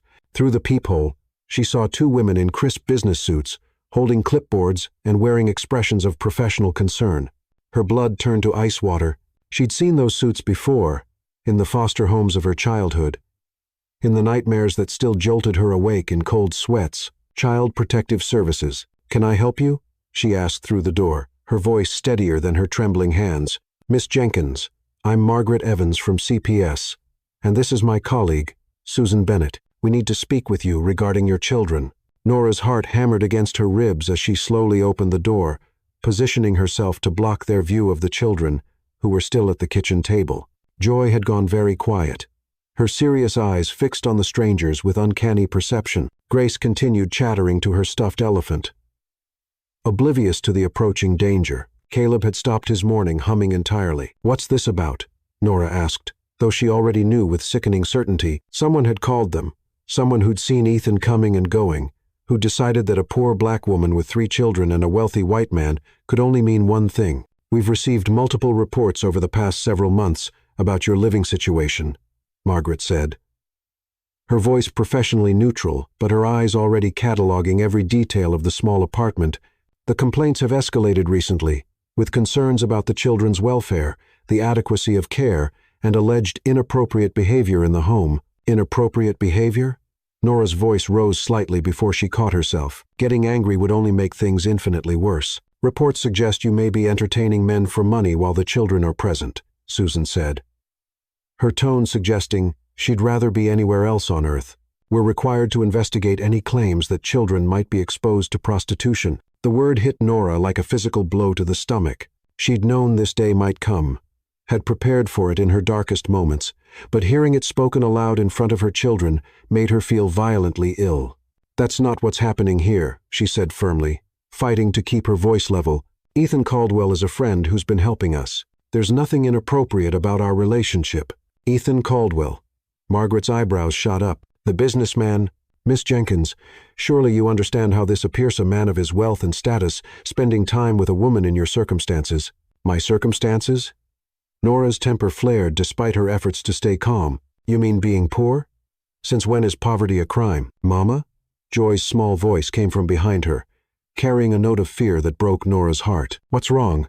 Who are these ladies? Margaret and Susan exchanged a meaningful look. We need to see the children, Miss Jenkins, Margaret said, and we need to inspect the living conditions thoroughly. Nora had no choice but to step aside. The women entered her tiny apartment, and she watched their faces as they took in the reality of their life, the second-hand furniture, the makeshift sleeping arrangements, the clothes hanging in the bathroom. Everything she'd worked so hard to make warm and loving suddenly looked shabby and inadequate through their professional eyes. Hello there, Margaret said to Joy with the fake brightness adults used when they were about to destroy a child's world. I'm Margaret. Can you tell me your name? Joy looked at Nora for permission before speaking. Joy. And that's Grace and Caleb. They're my brother and sister. And who takes care of you, Joy? Mama does, Joy said with simple certainty that made Nora's heart swell and break simultaneously. She loves us bigger than the whole world. Susan was taking notes, examining the kitchen, checking the locks on the windows with methodical precision. Miss Jenkins, can you provide documentation of your income, proof that you can adequately provide for 3 children? I work 3 jobs, Nora said, moving protectively closer to the children. I provide everything they need. The apartment seems overcrowded. Do the children have adequate sleeping arrangements? Nora gestured to the bedroom, where she'd carefully arranged sleeping spaces. It wasn't perfect, but it was clean, safe, and filled with love. This is temporary, she said. I'm saving for a larger place. We need to ask some questions about the man who's been visiting, Margaret said, sitting at the children's eye level. Joy, sweetie, can you tell me about the man who comes to visit your mama? Joy's face lit up like Christmas morning. You mean Ethan? He reads us stories and helps Mama with dinner, and he knows all the words to Goodnight Moon, and he's going to teach me to play chess when I'm bigger, and he makes Mama smile real pretty. Does he ever make you feel scared or uncomfortable? Joy looked genuinely confused. No, Ethan makes everything better. He makes Mama smile. And when he's here, Grace doesn't have bad dreams. And Caleb sings louder. Caleb, who'd been watching the proceedings with his usual quiet wisdom, suddenly started humming Amazing Grace. His sweet voice filled the small room, and both social workers seemed startled by the pure beauty of it. Caleb likes music, Nora explained, her voice thick with emotion. He sings when he feels safe and happy, and he's been singing more since Ethan started coming around, Margaret asked, making careful notes. This Ethan? Yes, Nora admitted. Not understanding why that felt like a trap being set, the interview continued for over an hour. They checked the refrigerator, examined the children's clothes, tested the smoke detector, and asked endless questions about Ethan's visits, his relationship with the children, and Nora's work schedule. Mama works really hard. Grace piped up at one point, apparently deciding she needed to defend Nora. She sings to us when we're sad, and she shares her food with us. And she tells us stories about the princess who saved the prince. Finally, after what felt like an eternity of invasion and judgment, the women gathered their papers and prepared to leave. Miss Jenkins, we'll need to schedule a follow-up visit, Margaret said, and we'll need you to provide character references, proof of stable income, and documentation of adequate housing arrangements. What happens if I can't? Nora asked. Though she already knew the answer that would haunt her dreams, we may need to place the children in foster care temporarily until we can verify that this is a safe and stable environment for them. The words hit Nora like bullets to the chest. Foster care, the nightmare she'd fought so hard to save Joy, Grace, and Caleb from. The system that had broken her own childhood and Tasha's. They're not in danger, she said desperately. Look at them. Do they look neglected? Abused? They're happy, healthy children who are loved more than life itself. Love isn't always enough, Miss Jenkins, Margaret said with what seemed like genuine sympathy. Children need stability, adequate resources, appropriate supervision. We'll be in touch within 72 hours. After they left, Nora sank onto the couch and pulled all 3 children into her arms, holding them like they might disappear if she loosened her grip. Joy was crying, though she probably didn't understand why. Grace was chattering nervously, asking why the ladies had so many questions. Caleb had stopped humming entirely. Are they going to take us away, Mama? Joy asked with the devastating perception of a child who'd sensed something terrible in the adult conversation. No, baby girl, Nora said fiercely, though her voice shook with terror. I'll never let anyone take you away from me. Never, never, never. But even as she said the words, she knew how powerless she really was. 3 jobs that barely paid the bills, an apartment that was too small, a neighborhood that saw her as a disgrace. What did she have to fight CPS with? Her phone rang, and Ethan's name flashed on the screen. For a moment, she considered not answering. How could she tell him that his presence in their lives had triggered this nightmare? Nora, his voice was warm, happy, completely unaware of the devastation that had just crashed into their world. I was thinking about taking everyone to the zoo this weekend. Joy mentioned she's never seen a real elephant, and I thought, Ethan, she interrupted, her voice breaking. We need to talk. Something terrible has happened. The change in his tone was immediate. What's wrong? Are the children okay? Are you hurt? Child services came this morning, she said, and heard his sharp intake of breath. Someone reported us. They think I'm prostituting myself because of you visiting. Jesus Christ, he breathed. Nora, I'm so sorry. This is my fault. I should have been more careful, more discreet. It's not your fault, she said, though part of her wondered if that was true. But, Ethan, they might take them if I can't prove. I can provide adequate care. If I can't show stable income and proper housing, then we get married, he said immediately. Tomorrow, today, right now, I'll provide the stability they're looking for and prove their point. Nora laughed bitterly. A poor woman marrying a rich man right after CPS gets involved? That'll look absolutely perfect. I don't care how it looks, Ethan said fiercely. I care about protecting our family. Your family, she corrected. Ethan, maybe you should stay away for a while, until this blows over. The silence that followed was so long she thought the call had dropped. Are you asking me to abandon you? He asked finally, his voice carefully controlled. I'm asking you to think about what's best for the children, Nora said, tears streaming down her face. If your presence is what's causing this problem, my presence isn't the problem, Ethan interrupted. Racism is the problem. Classism is the problem. A system that would rather tear apart a loving family than admit that love comes in many forms, that's the problem. But if staying away means they can stay with me, Nora, Ethan said, his voice gentle but unbreakable, I'm coming over. No, she said quickly. If they're watching, if someone sees you, then let them see me, he said. Let them see a man who loves his family and won't be scared away by small-minded people who think they know what's best for children they've never met. Ethan, please, I'll be there in 20 minutes, he said. And, Nora, we're going to fight this together. I won't let them take our children. Our children, even in the midst of this nightmare.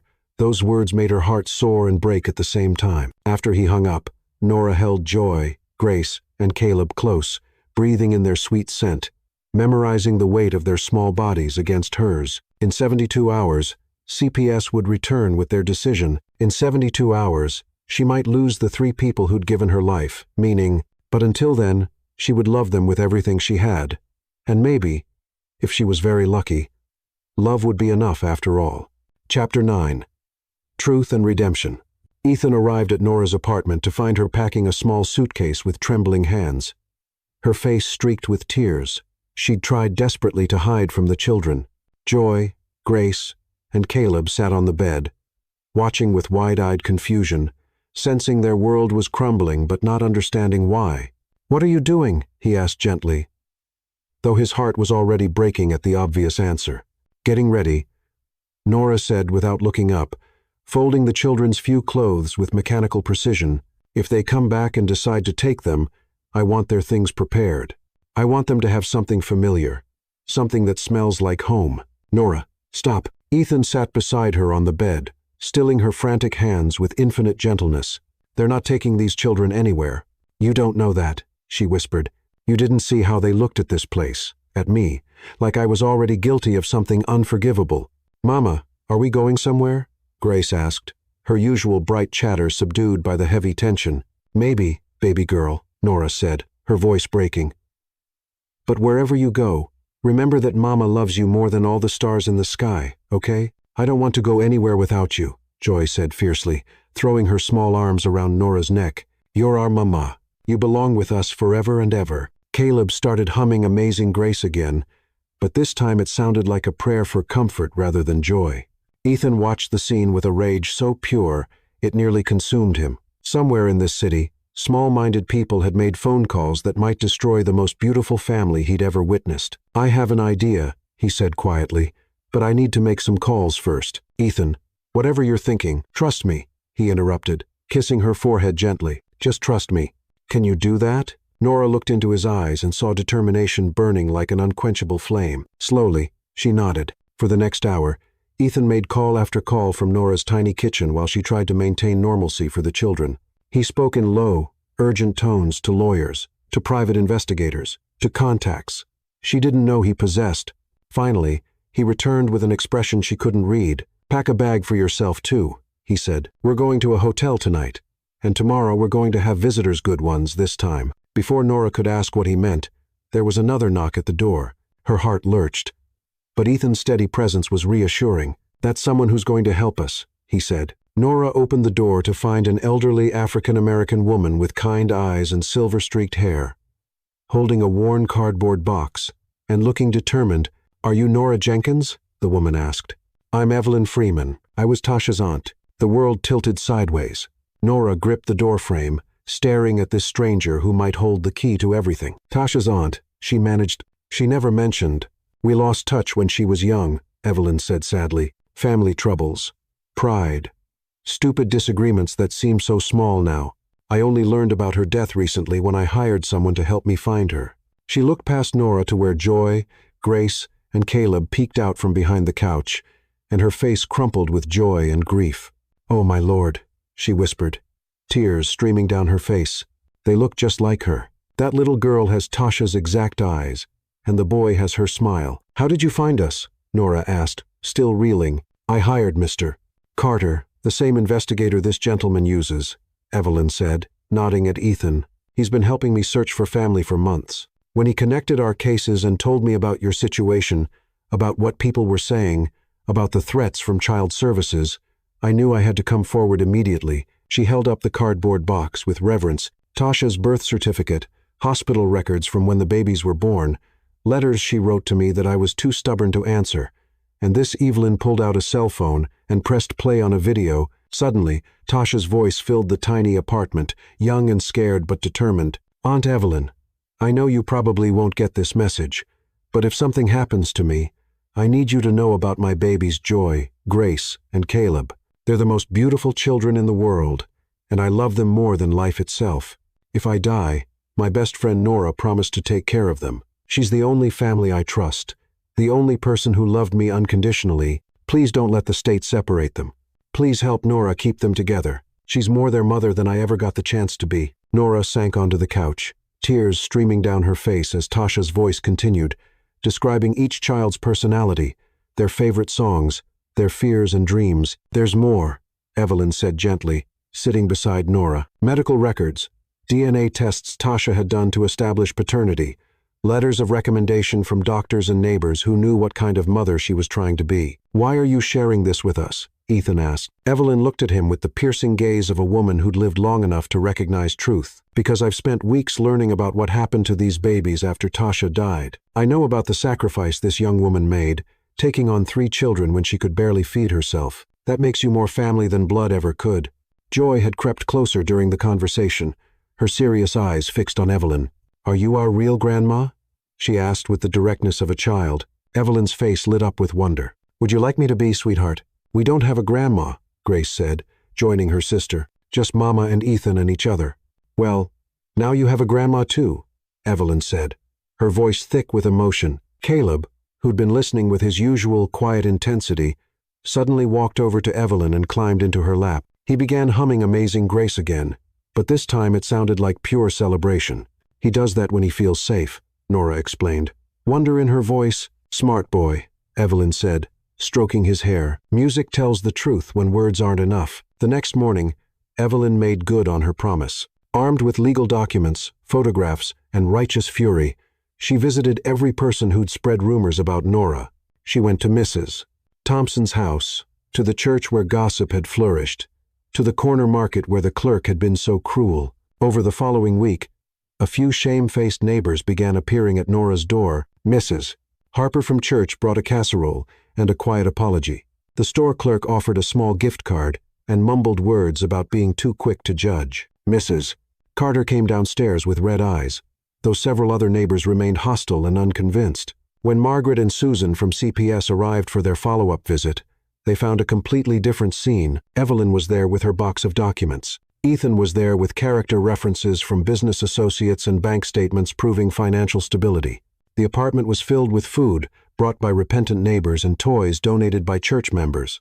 "Miss Jenkins," Margaret said, looking around in amazement, "this is quite a transformation from our last visit." "The truth has a way of changing everything," Evelyn said, handing over Tasha's documents. "These children have never been in danger. They've been loved, protected, and cherished by a woman who sacrificed everything to honor her friend's dying wish." As the social workers reviewed the evidence, the video, the birth certificates, the medical records, the letters of support, their entire demeanor shifted. What had seemed like potential neglect became a story of extraordinary love and sacrifice. "Miss Jenkins," Susan said finally, "I owe you a profound apology. The initial report was clearly based on misunderstandings and prejudice. These children are obviously thriving in your care." "So they can stay?" Nora asked, hardly daring to hope. "They can stay," Margaret confirmed. "In fact, I'd like to recommend that you be commended for your dedication. What you've done taking on 3 children as a single woman, working multiple jobs, creating a loving home despite incredible challenges, it's truly remarkable." As the CPS workers prepared to leave, Joy stopped them. "Margaret," she said, tugging on the social worker's jacket. "Yes, sweetheart? Mama told us you were here to make sure we were safe and loved," Joy said with her usual serious demeanor. "Well, we're really, really loved. So thank you for checking. But you don't have to worry about us anymore. We're exactly where we belong." After everyone left, the small apartment felt different, not just because of the gifts and food, but because the weight of judgment and fear had finally lifted. Nora sat on the couch with all 3 children in her arms, marveling at how quickly a nightmare could transform into a miracle. "So," Ethan said, sitting beside them with a smile that lit up his entire face, "I believe someone mentioned something about a wedding. Is that a proposal, Mr. Caldwell?" Nora asked, her heart soaring with joy and hope. "That's a promise, Miss Jenkins," he replied, pulling her close. "A promise that you'll never face anything alone again, that these children will have everything they need and more, and that love really can conquer all." Joy looked up at them with those wise, serious eyes. "Does this mean Ethan gets to be our daddy for real?" "If that's what you want, sweetheart," Ethan said gently. "I want," Grace announced immediately. "And Caleb wants too. Don't you, Caleb?" Caleb's response was to start humming the wedding march, though Nora was fairly certain he'd never heard it before. Some things, she thought, the heart just knew. As the afternoon sun streamed through their windows, Nora reflected on the journey that had brought them here from a stormy night and a car wreck to a love that had weathered every storm society could throw at them. The truth had set them free. Now all that remained was to build the beautiful life they dreamed of together. Chapter 10. Love's Greatest Triumph. 6 months later, on a perfect spring morning when the world seemed painted in pure hope and golden sunlight, Nora Jenkins stood before the mirror in the bridal suite of Holy Trinity Church. Hardly recognizing the radiant woman staring back at her, the dress was breathtakingly simple yet stunning ivory silk that Ethan had lovingly insisted on purchasing, with delicate pearl beading that caught the light like captured starlight. Evelyn had spent hours arranging Nora's hair into an elegant updo, weaving in baby's breath and the small pearl pins that had belonged to Tasha. Around her neck, Her grandmother's locket rested against her heart, finally returned to where it belonged. But it wasn't the dress or the expertly applied makeup that transformed her appearance. It was the luminous radiance that came from a heart finally at complete peace, a soul that had found its perfect match. "You look like a real princess, Mama," Joy said from behind her, carefully holding Grace's hand while Evelyn finished adjusting her flower girl dress.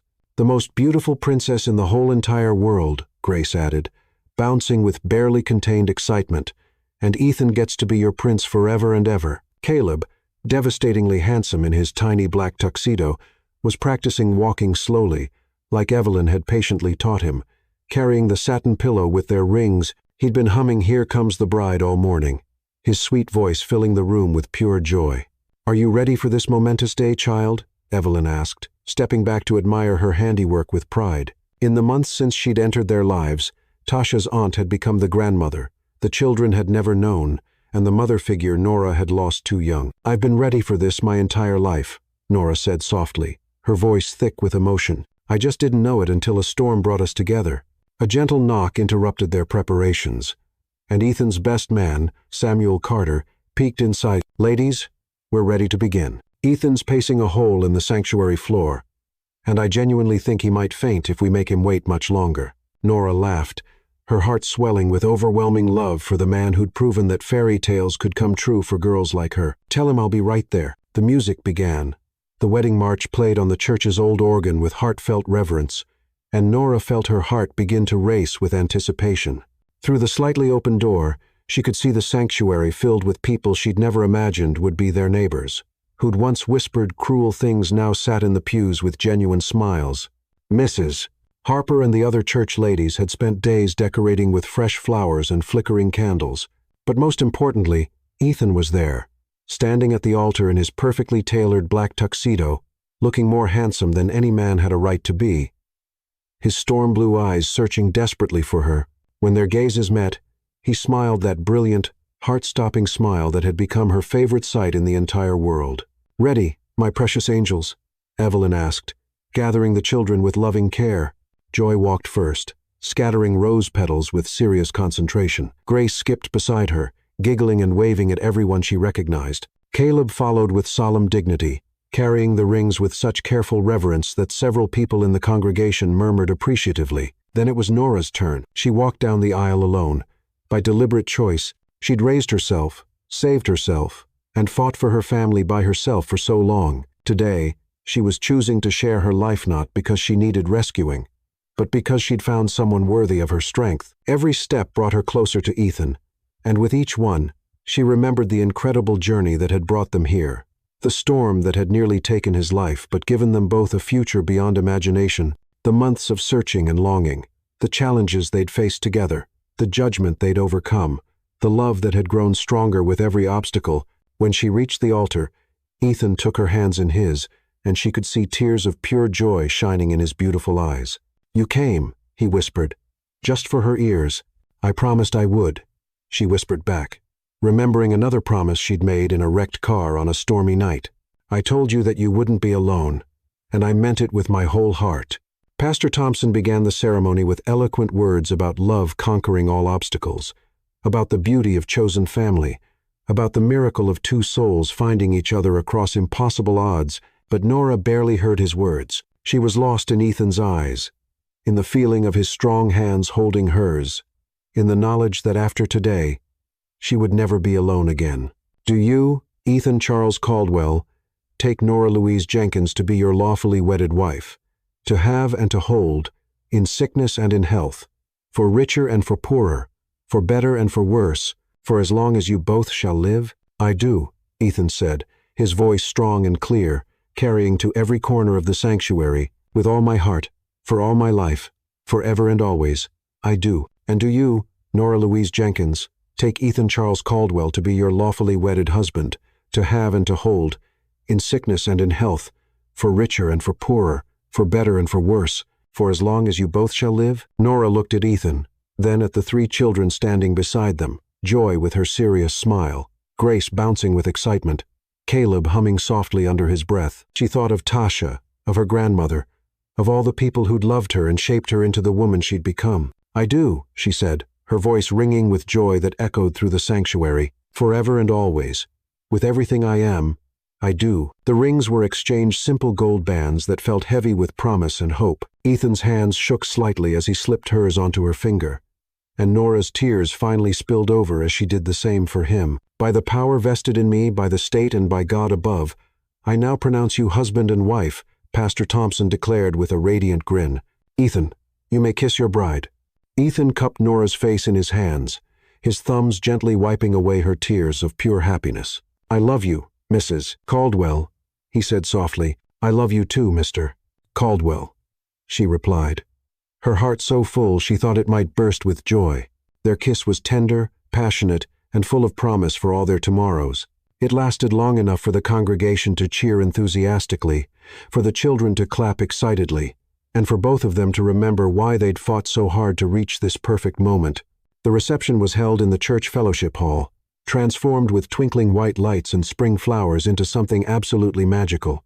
Ethan and Nora danced their first dance to "At Last" by Etta James, swaying together as if they were the only two people in the universe. "Any regrets?" Ethan asked as the song ended. "Only one," Nora said, and his face fell until she smiled mischievously. "I regret that we wasted 8 months apart when we could have been building this beautiful life together. We weren't ready then," Ethan said wisely. "You needed to become the incredible mother you are, and I needed to learn what really mattered in life. Everything happened exactly when it was supposed to." Later, as the celebration wound down and the children fell asleep in chairs decorated with ribbon and flowers, Ethan and Nora stood together, watching their wedding guests, some former enemies turned friends, strangers turned family, and a community slowly learning to choose love over judgment. Though they knew some neighbors would never change their hearts. "What happens now?" Nora asked, leaning against her husband's strong chest. "Now we go home," Ethan said, kissing the top of her head tenderly, "to our real home, where Joy can have her own room with towering bookshelves, where Grace can dance without bothering neighbors, where Caleb can have a piano to play his music on, and where we can start our new life together." 2 months later, Ethan stood in the courthouse, holding a folder of legal documents, watching Nora sign the papers that would make their family official in the eyes of the law. Joy, Grace, and Caleb sat beside them, dressed in their finest clothes, waiting for the moment that would change their names and their lives forever. Joy Caldwell, the judge announced as the first adoption was finalized. Grace Caldwell. Caleb Caldwell. Congratulations. You now have a legal father who will love and protect you for the rest of your lives. "Daddy!" Grace shouted joyfully, throwing herself into Ethan's arms. "We're really your babies now." "You were always my babies," Ethan said, his voice thick with emotion as he hugged all 3 children close. "Now we just have the papers to prove it to the world." Joy, ever the serious one, looked up at him with those wise, dark eyes. "Does this mean we're a real family now, sweetheart?" "We became a real family the moment we chose to love each other," Nora said, kneeling down to her level. "The papers just make it official." "I like official," Caleb said solemnly, making everyone laugh with delight.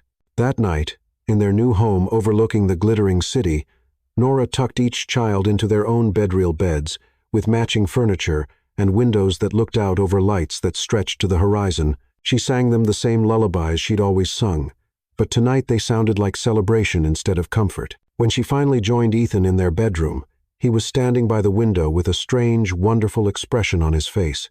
"What are you thinking about?" she asked, wrapping her arms around him from behind. "That night in the storm," he said quietly. "If someone had told me then that losing control of my car would lead to this, to you, to our children, to the happiest I've ever been in my life, I never would have believed it possible." "Maybe that's how miracles work," Nora said, turning in his arms. "They disguise themselves as disasters until we're brave enough to see the blessing hiding inside." Ethan kissed her then, soft and deep and full of the passion that had been building between them for months. When they finally broke apart, both breathless, he rested his forehead against hers. "I have something wonderful to tell you," Nora said, her voice trembling with excitement and nervous anticipation. "What is it, my love?" She took his hand and placed it on her still flat stomach, watching his face as understanding dawned like sunrise. "We're going to have a baby, Ethan. Our baby." The joy that transformed his expression was like watching the sun rise over paradise. He lifted her off her feet, spinning her around their bedroom while she laughed with pure happiness. "A baby," he repeated, wonderingly. "Our son or daughter. Are you happy?" she asked. though his face already gave her the answer. Happy doesn't begin to cover it, Ethan said, setting her down gently and placing both hands protectively on her stomach. Little brother or sister for Joy, Grace, and Caleb. A baby who will grow up knowing nothing but love and security and family. A baby who will have the most amazing father in the world, Nora added. Tears of joy streaming down her face. Later, as they lay in each other's arms, Ethan traced gentle patterns on Nora's skin and marveled at the incredible journey that had brought them here from a car crash in a storm to a penthouse filled with love, from strangers to soulmates, from broken to beautifully, completely whole. Do you think they'll be happy? Nora asked sleepily. Joy, Grace, and Caleb. About the baby? They'll be absolutely thrilled, Ethan assured her. Joy will want to teach the baby to read before they can walk. Grace will sing to them constantly, and Caleb will probably compose original lullabies. What do you think we should name them? Nora asked. If it's a boy, Ethan said thoughtfully, maybe Charles, after my father, so he'll have a chance to be the grandfather he never got to be. Charles Ethan Caldwell, Jr., Nora said, testing the name. I love it. It sounds strong and important. And if it's a girl? Hope, Nora said without hesitation. Hope, Louise. Because that's what brought us together, Hope. Amazing hope that saved us both and gave us this beautiful life. Ethan pulled her closer, his hand resting protectively over their growing child. Hope Louise Caldwell. Absolutely perfect.